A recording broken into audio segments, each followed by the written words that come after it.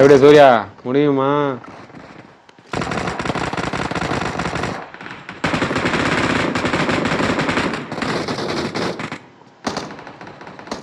எப்பா சாம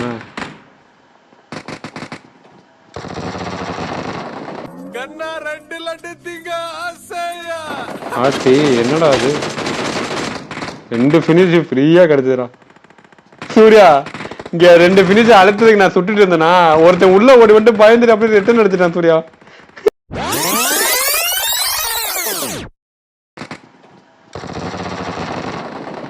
ஆச்சி என்னடா வந்துட்டல வேணாப்பா, ஒன்லி பாடி லாங்குவேஜ் தான்ப்பா, உள்ள ஒண்ணு கிடையாதுப்பா.